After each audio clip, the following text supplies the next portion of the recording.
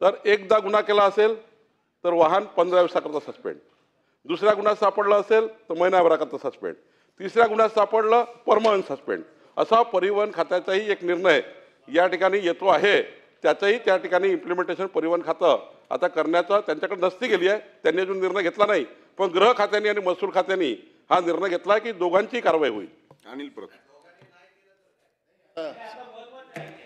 सभापती महोदय, आजचे मावळचे अध्यक्ष आणि महसूल मंत्री बावनकुळे साहेबांनी अतिशय सविस्तर उत्तर दिलेले आहे आणि त्यांच्या ताकदीचा मला अंदाज आहे. एक यशस्वी दमदार मुख्यमंत्र्यांचे अतिशय जवळचे आणि त्यांचे अधिकार पण त्यांनी सांगितलेत की पोलिसाला सस्पेंड करायचे अधिकार आहेत, महसूल खात्याच्या तलाठ्यांना अधिकार आहेत. हे अधिकार तुम्हाला का आहेत? कारण ते लोकसेवकेच्या व्याख्येत बसतात म्हणून तुम्ही करू शकता ना. नॉर्मल माणसाला तुम्ही पोलिसाकडेच द्याल. आमदार वाळू पकडतायत, बरोबर आहे. आमदार देखील लोकसेवेच्या व्याख्येमध्ये बसतो, पण महसूल राज्यमंत्री वाळू पकडतायत आणि मी तुमच्याकडे 5 प्रकरणं देतो पुढच्या 3 दिवसात की महसूल राज्यमंत्र्याने वाळू पकडली आणि ती वाळू तुमच्या धोरणाप्रमाणे जे तहसीलदाराने 5 ब्रास गरिबांना द्यायला पाहिजे ती दिली नाही.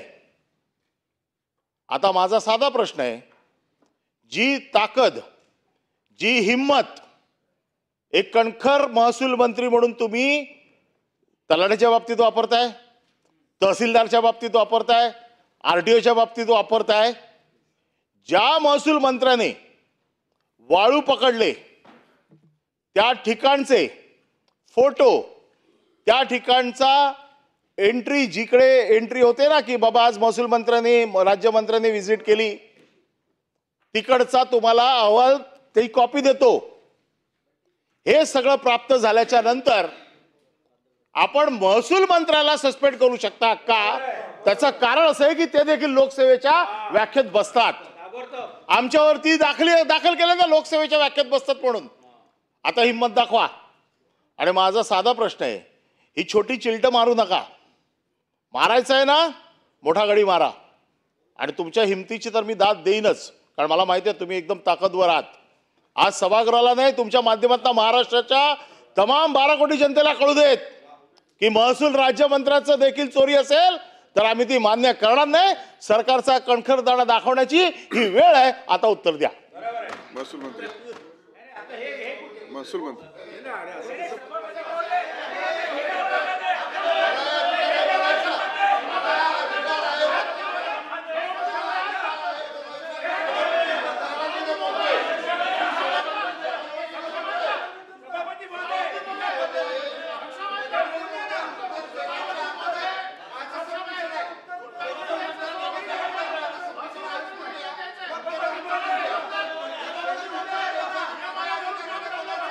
आपण प्रश्न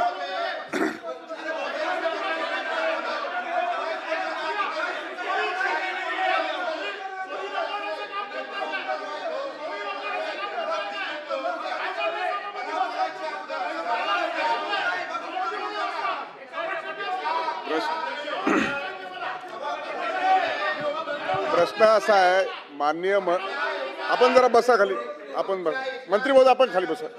आपण जरा बसा, मी बोलतो. आपण दोन्ही मंत्री महोदय खाली बसा जरा प्लीज. प्लीज खाली बसा.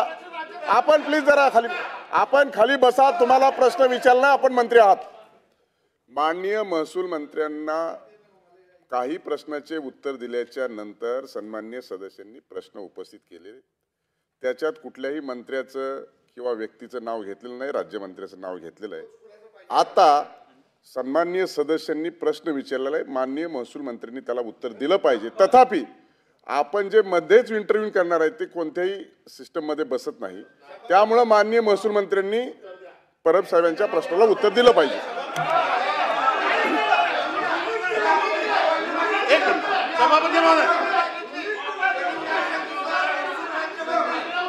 महसूल मंत्री उत्तर द्या. त्याच्यातून काही प्रश्न उपस्थित झाला तर आपल्याला देतो आपण जरा बसा. महसूल राज्यमंत्री शब्द त्यांनी एक मिनिट महसूल राज्यमंत्री देताना नाही असा कुठलाही नोटीस नाही. एक मिनिट कॅबिनेट मंत्री आहेत, महसूल मंत्री, ते उत्तर देतील. आपण जरा बसा,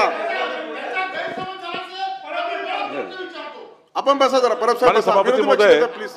माननीय सभापती महोदय, अनिल परब साहेबांनी जे या ठिकाणी जे अत्यंत महत्त्वाचं विधान केलं आहे त्या विधानावर जर अनिल परब साहेबांनी मला अधिकची माहिती दिली आणि त्यांनी जर मला संपूर्ण त्यांनी सांगितलं, मला त्यांनी काही डिटेल नाव सांगितलं नाही, पण त्यांनी मला अधिकची माहिती दिली